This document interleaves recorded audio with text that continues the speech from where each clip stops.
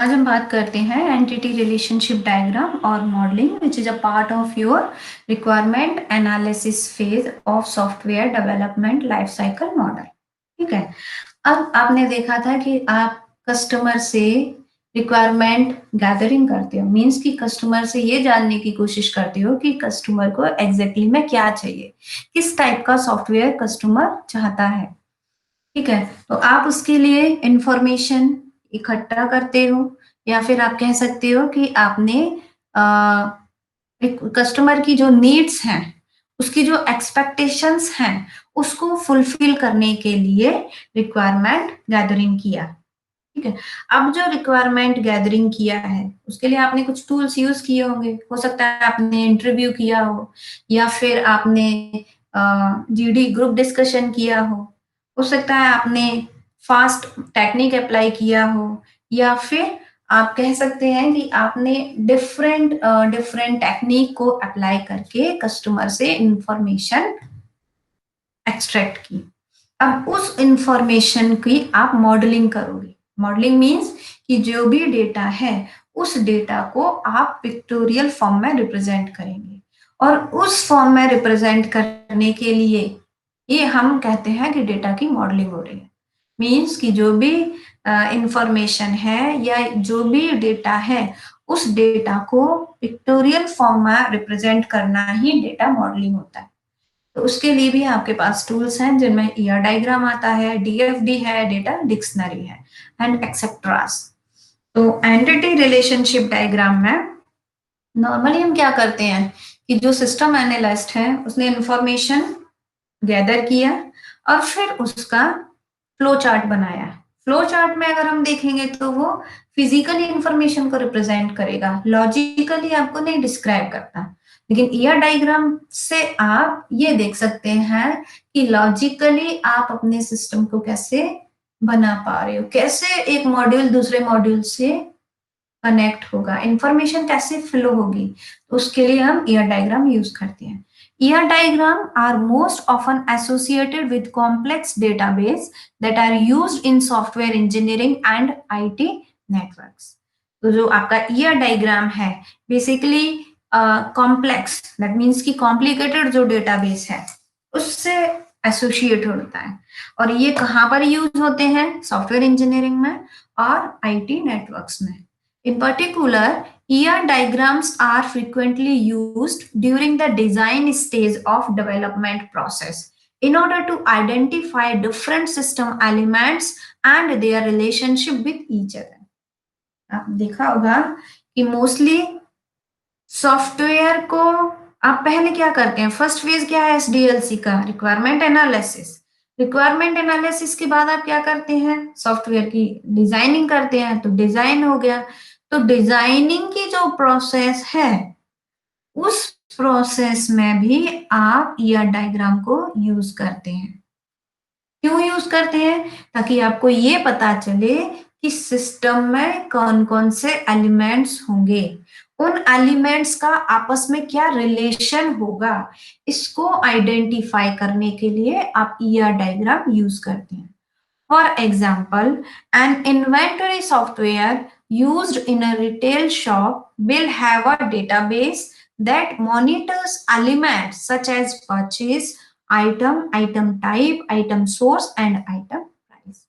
अगर आप inventory software की बात करते हैं जो कि किसी भी रिटेल शॉप में यूज हो रहा है, तो आप देखेंगे कि क्या क्या एलिमेंट्स होंगे जिनको वो मॉनिटर करेगा। जैसे परचेज हो गया, आइटम क्या है, आइटम का किस टाइप का आइटम है, आइटम का सोर्स क्या है और आइटम का प्राइस क्या है।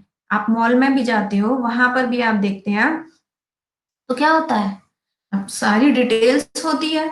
उन सब डिटेल्स में क्या है, प्रोडक्ट डिटेल है, प्रोडक्ट प्रोडक्ट आइटम है, सोर्स का क्या है ना, और उसका क्या प्राइस है।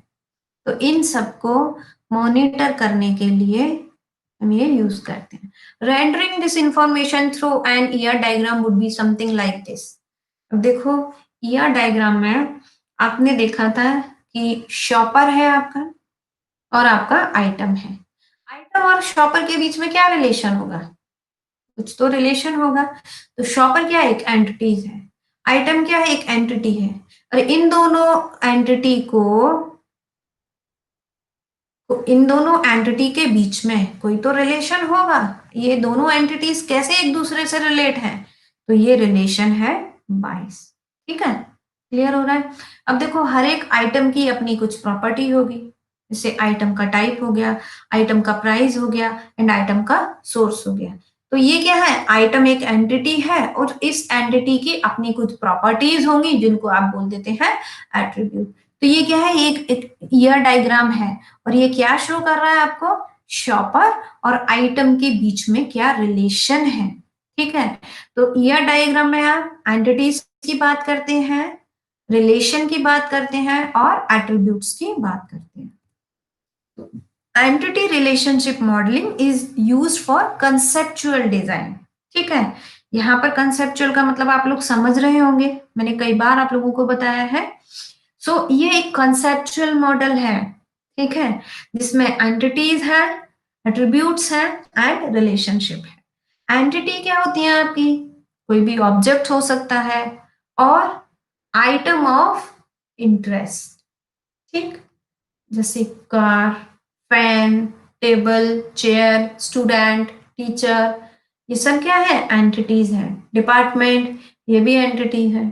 ठीक है, फिर एंटिटीज की अपनी खुद प्रॉपर्टीज होती हैं, कुछ ना कुछ प्रॉपर्टीज होती हैं, उनको आप बोलते हैं एट्रीब्यूट।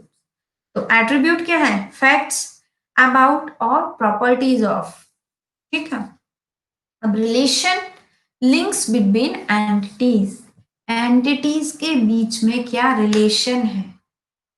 ठीक है, example, in a university database we might have entities for students, modules and lecturers. कितनी एंटिटीज हैं? स्टूडेंट है, मॉड्यूल्स है, एंड लेक्चरर है।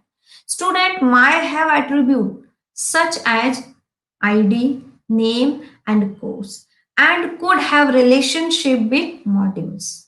अगर आप यूनिवर्सिटी डेटाबेस की बात करते हैं तो वहां पर एंटिटीज क्या होगी? यूनिवर्सिटी में स्टूडेंट होते हैं, मॉड्यूल्स हो गए, और लेक्चरर हो गए। ये सब क्या है? ये सब के सब एंटिटीज हैं, और इनकी सबकी खुद की प्रॉपर्टीज भी होगी। तो वो प्रॉपर्टीज क्या होते हैं? एट्रीब्यूट्स होते हैं, और इनके बीच में कुछ तो रिलेशन होगा, है ना? तो यहाँ हम देखते हैं, ये ईयर डायग्राम है। ईयर मॉडल एक कंसेप्चुअल व्यू है डेटाबेस के लिए, and are dependent independent of choice of DBMS. जो डेटाबेस मैनेजमेंट सिस्टम है उसकी चॉइस से इंडिपेंडेंट होते हैं। Can identify some problem in a design. जब भी आप डिजाइनिंग करते हो, तब जो आपने सॉफ्टवेयर जब आप बनाते हो, तो पहले तो आप रिक्वायरमेंट गैदरिंग करते हो, रिक्वायरमेंट गैदरिंग के बाद आप एनालिसिस करते हो, एनालिसिस करने के बाद आप डिजाइनिंग फेज स्टार्ट करते हो। तो जो डिजाइनिंग फेज में क्या प्रॉब्लम आ सकती हैं, किस टाइप की प्रॉब्लम्स हो सकती हैं, उनको आप इजिली आइडेंटिफाई कर सकते हो with the help of ER diagram. ठीक है, अगर आप ईआर डायग्राम ड्रॉ करते हो तो आपको पता चल जाएगा कि कैसे एंटिटीज आपस में रिलेट हैं, और इनके बीच में क्या रिलेशन है। ठीक है, तो जब आप इस चीज को डायग्रामेटिकली या पिक्टोरियल फॉर्म में रिप्रेजेंट करते हैं, तो जहां भी कोई प्रॉब्लम होगी आप उसको आसानी से आइडेंटिफाई कर सकते हैं। एंटिटीज रिप्रेजेंट ऑब्जेक्ट्स और things of interest. A physical thing like student, lecturer, employees, and products. More abstract things like module, orders, courses, and product. Now, entity have a general type or class such as lecturer or module. ठीक है, instances of that particular type such as Steve, Natasha are instance of lecturer। अगर मैं बात करूं, lecturer एक entity है, तो Steve है, नताशा है, ये सब क्या हो गए? ये एट्रीब्यूट हो गए लेक्चरर के। ठीक है, and attribute such as name, email address, ये भी आपके क्या है? एट्रीब्यूट्स हैं। In an ER diagram, an entity is usually drawn as a box with rounded corner।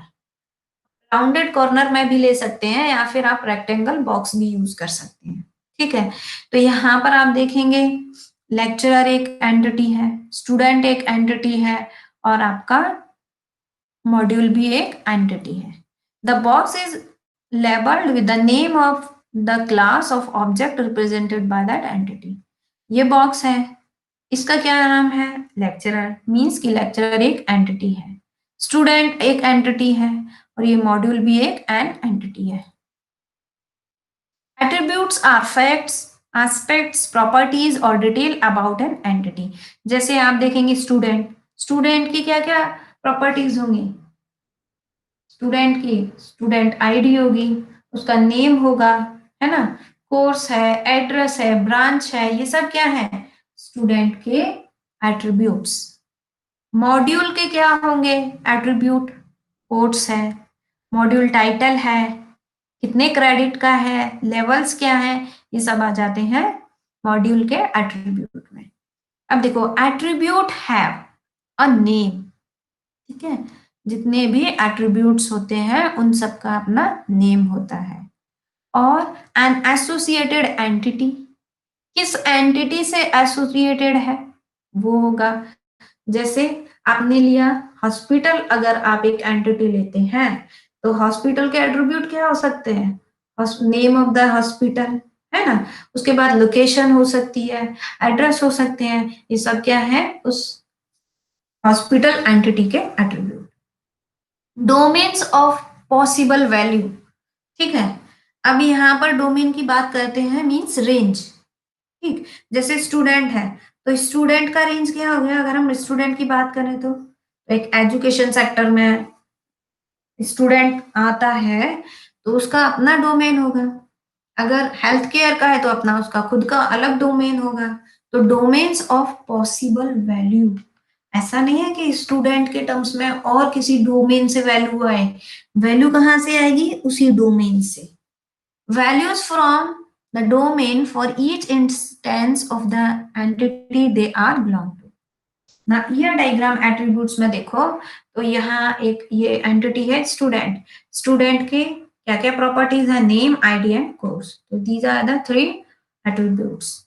So in an ER diagram, attribute may be drawn an oval shape. Each attribute is linked to its entity by a line. जितने भी attribute हैं ये उस entity से एक line के जरिए जुड़े हुए होते हैं। The name of the attribute is written in the oval, ठीक है। इस एट्रीब्यूट का नेम क्या है? नेम। इस एट्रीब्यूट का क्या नेम है? आईडी। इस एट्रीब्यूट का क्या नेम है? Course. Now relationship are an association between 2 और मोर एंटिटीज, ठीक है। तो एक या एक से ज्यादा मीन्स दो, कम से कम एटलीस्ट आपको 2 एंटिटीज चाहिए ही चाहिए, ठीक है। तो उनके बीच में क्या रिलेशन है? Each student takes so many modules. Each module is taught by a lecturer and each employee works for a single department. तो ये हो गया आपका रिलेशन। तो रिलेशन का अपना खुद का एक नेम होगा, a set of entities that participate in them. अब रिलेशन किसके बीच में है? एंटिटीज के बीच में है। तो मे बी एंटिटीज 2 भी हो सकती हैं, 2 से ज्यादा भी हो सकती हैं। तो क्या हो गया? अ सेट ऑफ एंटिटीज जो कि उस रिलेशन में पार्टिसिपेट कर रही हैं। A degree means the number of entities that participate. अगर किसी एक रिलेशन में 2 एंटिटीज हैं तो डिग्री कितना हो गया? 2। अब यहां पर दिया है मोस्ट हैव डिग्री 2। तो देखो अगर आप देखते हैं एक सिंगल एंटिटी है तो क्या उस सिंगल एंटिटी के बीच में कभी कोई रिलेशन हो सकता है? एक सिंगल एंटिटी का किसी दूसरी एंटिटी के साथ रिलेशन हो सकता है ना। तो कम से कम आपको 2 एंटिटीज चाहिए, तब आप उनके बीच में कोई रिलेशन स्टैब्लिश कर सकते हैं। And a cardinality ratio. अब कार्डिनैलिटी रेशियो क्या होता है कि कोई भी एक एंटिटी किसी दूसरी एंटिटी से किस रेशियो में, किस कार्डिनैलिटी में रिलेट है। रिलेशनशिप क्या है उनका? मींस पार्टिसिपेशन कितना है, किसी एक एंटिटीज का दूसरी एंटिटी में कितना पार्टिसिपेशन है, तो उसी को बोलते हैं कार्डिनैलिटी, जो कि 1 to 1 हो सकता है, 1 to many हो सकता है, एंड many to many हो सकता है। So each entity in a relationship can participate in 0, more, 1 और more than one instance of that relationship, है ना। आप कह सकते हैं कि कोई भी एंटिटी है, किसी दूसरी एंटिटी में पार्टिसिपेशन या तो उसका बिल्कुल भी नहीं होगा, या एक वन पार्टिसिपेशन होगा, या फिर एक से ज्यादा पार्टिसिपेशन हो सकता है। This leads to three type of relationship.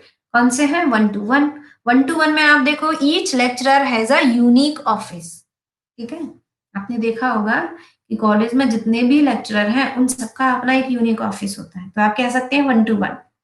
One to many में देखें, अ लेक्चरर में ट्यूटर मैनी स्टूडेंट्स, तो क्या हो गया? One to many. एक सिंगल लेक्चरर है और एक साथ अगर पूरी क्लास को पढ़ा रहा है और उस क्लास में 100 स्टूडेंट हैं, तो क्या हो गया? वन टू मैनी रिलेशन हो गया। But each student has just one tutor. अब अगर आप इसको रिवर्स में देखते हैं, तो जितने भी स्टूडेंट हैं उन सबके लिए कितना टीचर है, कितने लेक्चरर है? सिर्फ और सिर्फ single. Many to many means कि each student takes several modules and each module is taken by several students। ठीक है, तो ये हो गया मैनी टू मैनी रिलेशन। एक स्टूडेंट, जितने भी स्टूडेंट हैं वो बहुत सारे मॉड्यूल पढ़ सकते हैं, है ना। आप कह सकते हैं, या फिर डिफरेंट डिफरेंट मॉड्यूल हैं, या जितने भी बहुत सारे मॉड्यूल्स हैं वो बहुत सारे स्टूडेंट्स उनको पढ़ पा रहे हैं। Diagramming a relationship. Relationship are links between two entities, तो lecturer entities और student entities, इन दोनों के बीच में क्या रिलेशन है वो आपका रिप्रेजेंट करेगा रिलेशन को। ठीक है, तो लेक्चरर और स्टूडेंट के बीच में क्या रिलेशन है? Tutors. Clear? The name is given in a diamond box. जो डायमंड बॉक्स है इसमें नेम क्या दिया है? ट्यूटर। तो ये हो गया आपके रिलेशन का नेम। अब the ends of the link show cardinality. ये लिंक है, इन लिंक का एंड क्या शो कर रहा है आपको? कार्डिनैलिटी। तो कार्डिनैलिटी किसके लिए यूज करते हैं आप इसको? मैनी।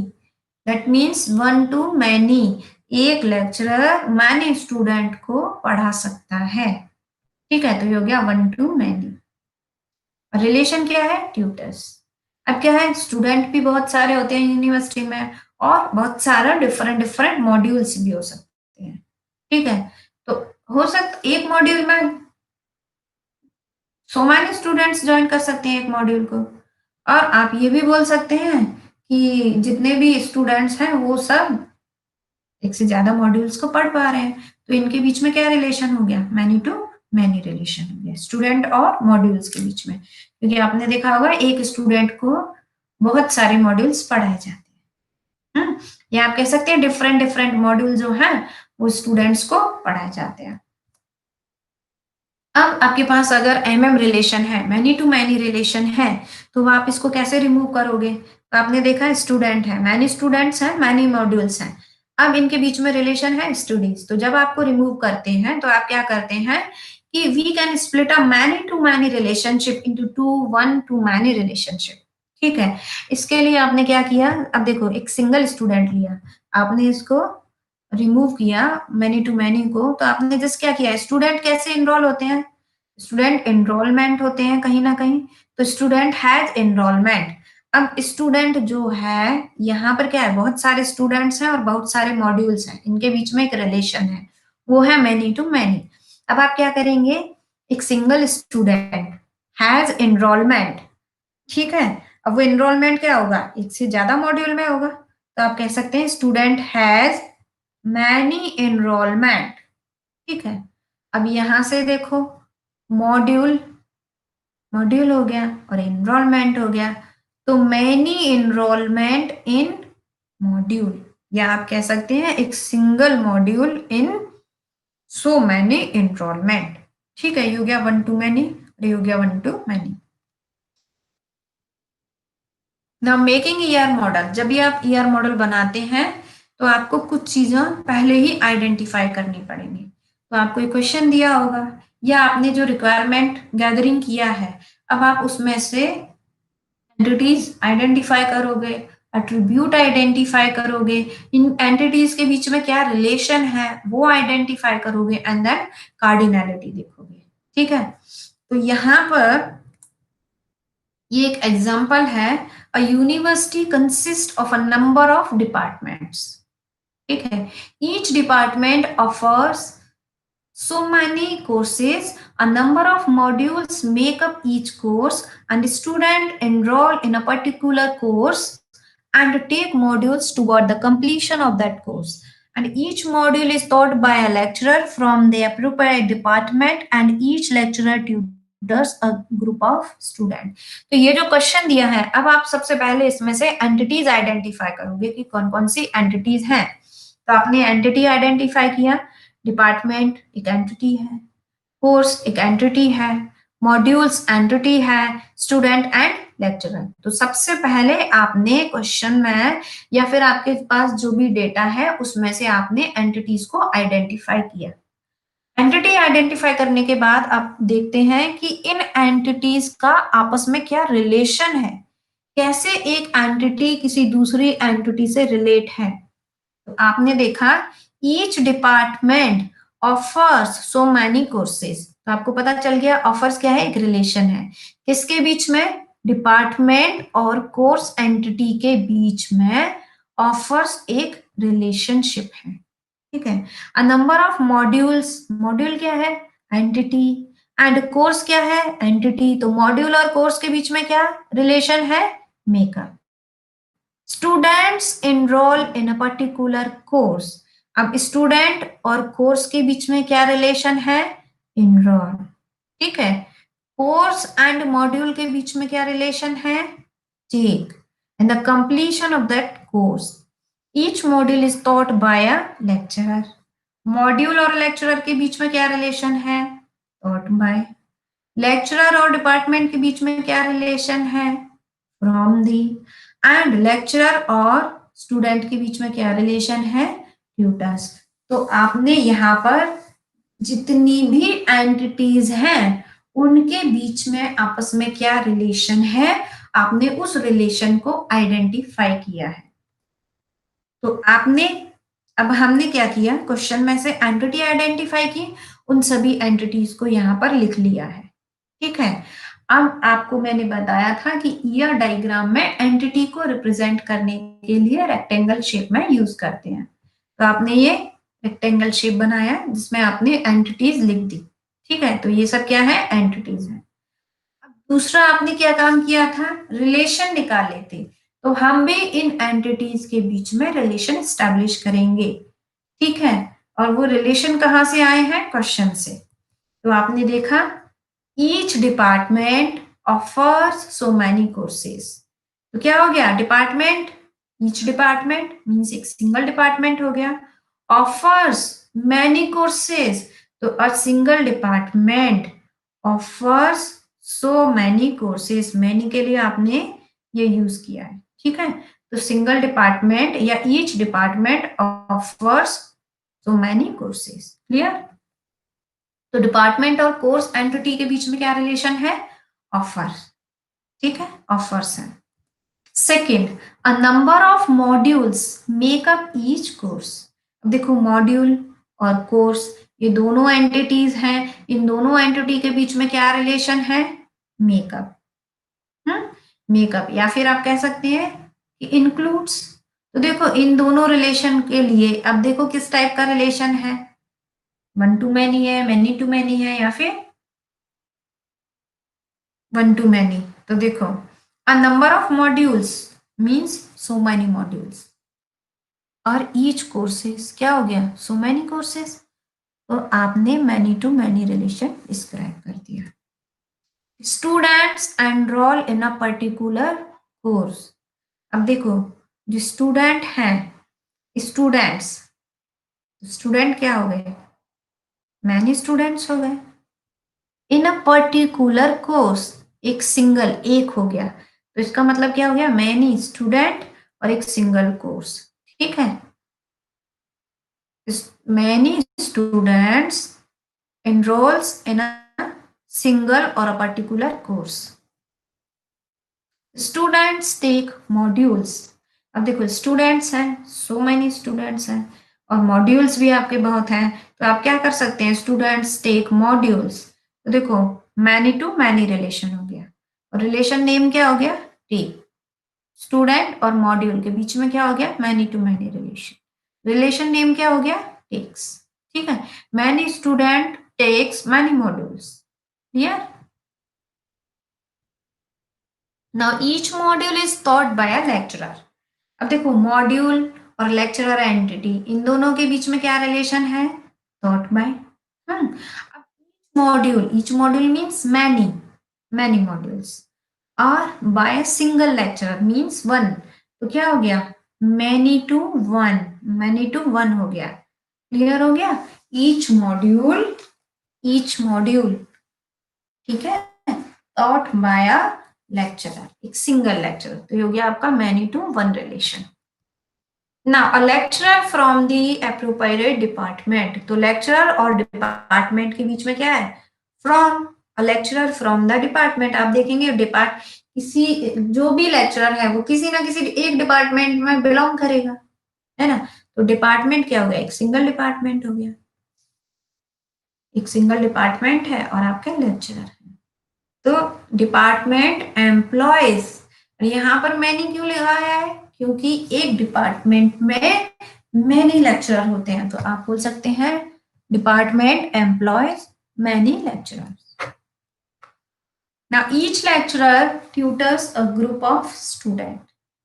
ठीक है, each lecturer tutors a group of student means many student, तो one to many relation। ठीक है, तो ये आपका ईयर डायग्राम है किसी भी यूनिवर्सिटी के लिए। तो यहाँ पर कितनी एंटिटीज हैं, department, module, course, student and lecturer. आपने कैसे आइडेंटिफाई किया ईयर डायग्राम को देख के कि ये आपकी एंटिटीज है, क्योंकि आपको बताया था कि एंटिटी को रिप्रेजेंट करने के लिए एक बॉक्स या फिर रेक्टेंगल शेप में हम यूज करते हैं। ठीक है, रिलेशन को रिप्रेजेंट करने के लिए हम डायमंड शेप यूज करते हैं। क्लियर हो गया आपको। और ये जो शेप है ये किसको रिप्रेजेंट कर रही है, मैनी। ठीक है, many relations. Now entities and attribute, sometimes it is hard to tell if something should be an entity or an attribute। कभी कभी ये मुश्किल हो जाता है कि आप आइडेंटिफाई नहीं कर सकते कि क्या चीज एट्रीब्यूट लेनी चाहिए और क्या चीज आपको एंटिटी लेनी चाहिए। दे बोथ रिप्रेजेंट ऑब्जेक्ट्स और facts about the world. They are both often represented by noun in description. तो अब ये थोड़ा मुश्किल होता है कि एंटिटी क्या लेनी है, एट्रीब्यूट क्या लेने हैं, उसके लिए कुछ गाइडलाइंस हैं। तो देखो एंटिटी कैन हैव एट्रीब्यूट्स, जितनी भी एंटिटी हैं उन सब में एट्रीब्यूट हो सकते हैं, but attribute have no smaller parts. ठीक है, and entity can have relationship between them. Entities का रिलेशन होता है आपस में, but an attribute belong to a single entity. ठीक है, जो भी एट्रीब्यूट है वो किसी एक पर्टिकुलर सिंगल एंटिटी से ही बिलोंग करेंगे। Example, we want to represent information about product in a database.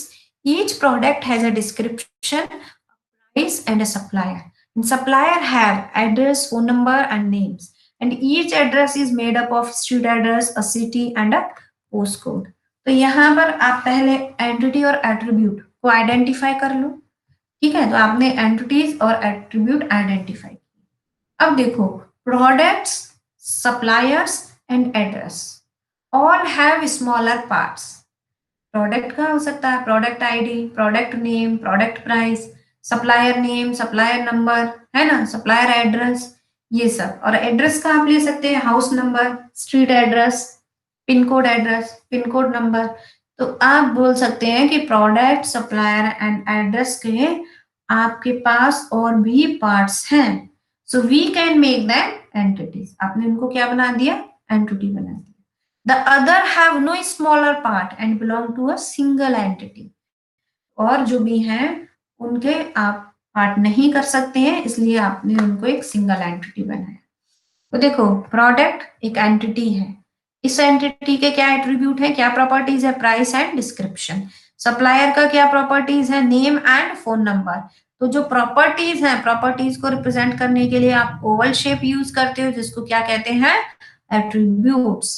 Address एक एंटिटी है, एड्रेस के कितने एट्रीब्यूट हैं, 3 लिए हैं, स्ट्रीट एड्रेस, पोस्ट कोड और city. Now each product has a supplier.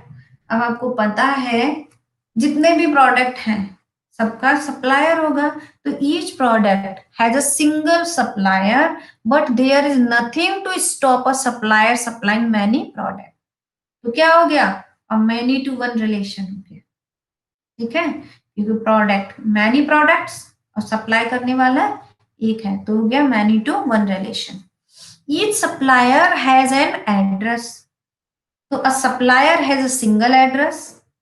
It does not seem sensible for two different suppliers to have the same address. आपने देखा होगा ये बात मायने नहीं रखती। नॉर्मली जितने भी सप्लायर हैं उन सबका एक यूनिक एड्रेस होता है। आप नहीं कह सकते कि किसी भी दो सप्लायर का सेम नेम सेम एड्रेस हो सकता है। और वन टू वन रिलेशनशिप, तो यहाँ पर रिलेशनशिप क्या हो गए, वन टू वन, मतलब जितने सप्लायर हैं उन सब के अपने अपने एड्रेस होंगे, कोई भी दो सप्लायर के सेम एड्रेस नहीं हो सकते, तो रिलेशन क्या हो गया, वन टू वन रिलेशन हो गया। ईयर डायग्राम में आप देखो, सप्लायर है सो मैनी प्रोडक्ट, ठीक है, और ये प्रोडक्ट की अपने एट्रीब्यूट्स हो गए, ये सप्लायर के प्रोडक्ट हो गए। Supplier has a address, single address होगा, एक सप्लायर है, एक सप्लायर मैनी प्रोडक्ट को सप्लाई कर सकता है, तो वन टू मैनी रिलेशन हो गया। एक सप्लायर का सिर्फ एक ही एड्रेस होगा और किसी भी दो सप्लायर के एड्रेस सेम नहीं होंगे, इसलिए क्या रिलेशन हो गया, वन टू वन रिलेशन। ठीक है, देखो supplier has a product, many product, ये प्रोडक्ट के डिस्क्रिप्शन हो गए और ये सप्लायर के अपने। वन टू वन रिलेशन है तो वन टू वन में आप एड्रेस को इसमें कंबाइन कर सकते हो। Now some more elements in ER diagram, जैसे आपने एंटिटी देखा, आपने एट्रीब्यूट देखे, आपने रिलेशनशिप देखे, आपने कार्डिनलिटी देखी। अब हम देखेंगे कि एंटिटीज में भी डिफरेंट टाइप की एंटिटीज होती हैं। ठीक है, अब पहले आप ऐसे देख लो कि जो हमारी एंटिटीज होती हैं वो टेंजिबल भी होती हैं और इनटेंजिबल भी होती हैं। टेंजिबल वो होती हैं जो कि फिजिकली एग्जिस्ट करती हैं रियल वर्ल्ड में, जैसे बैंक लॉकर है, स्टूडेंट है, कार है, ये फिजिकली एग्जिस्ट कर रही है, इसको बोलते हैं टेंजिबल। इंटेंजिबल वो एंटिटीज होती हैं जो कि फिजिकली एग्जिस्ट नहीं होती बट लॉजिकली एग्जिस्ट करती हैं, जैसे बैंक अकाउंट लॉजिकली एग्जिस्ट करता है, फिजिकली एग्जिस्ट नहीं करता है। ठीक है, अब हम इसमें देख सकते हैं कि और भी एंटिटीज होती हैं जो कि आपका वीक एंटिटी है, मल्टी वैल्यूड एट्रीब्यूट है, ठीक है, डेराइव्ड एट्रीब्यूट है, वीक रिलेशन है and recursive relation. So weak entity क्या होती है, ऐसी एंटिटी जो किसी दूसरी एंटिटी पर डिपेंडेबल है। A weak entity is an entity that depends on the existence of another entity. जैसे ऑर्डर आइटम, ऑर्डर आइटम किस पर डिपेंड करेगा, ऑब्वियसली ऑर्डर पर। जब ऑर्डर ही नहीं होगा तो ऑर्डर आइटम नहीं होगा। तो an entity like order item is good example for this. The order item will meaningless without an order, so it depends on the existence of the order. और weak entity को आप किससे represent करते हो, ये डबल रेक्टेंगल शेप में।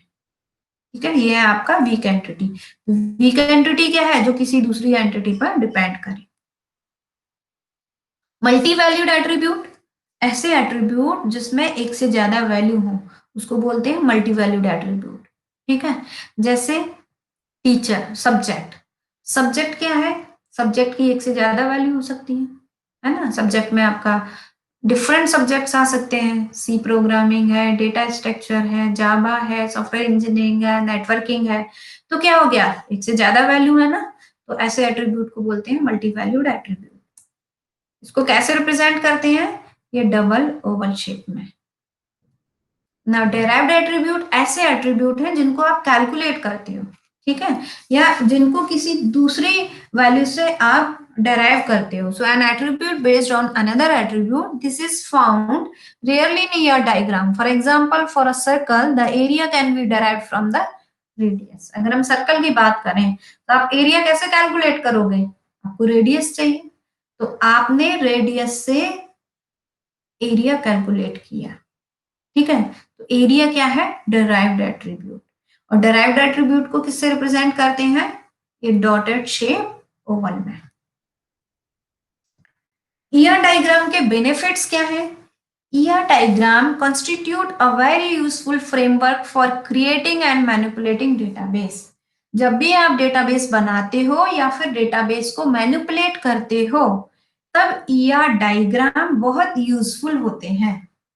ठीक है, क्योंकि अगर आप ईआर डायग्राम बनाते हैं तो आप ईआर डायग्राम जब आप बनाते हो, ईआर डायग्राम्स को आसानी से आप टेबल में ट्रांसलेट कर सकते हो। और डेटाबेस में क्या होती है? टेबल्स ही होती हैं, टेबल्स का आपस में रिलेशन होता है।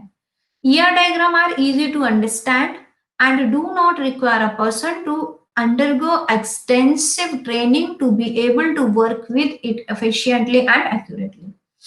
यह ईआर डायग्राम आसानी से आप समझ सकते हैं और इसके लिए किसी भी पर्सन को ट्रेनिंग की जरूरत नहीं पड़ती है। ठीक है,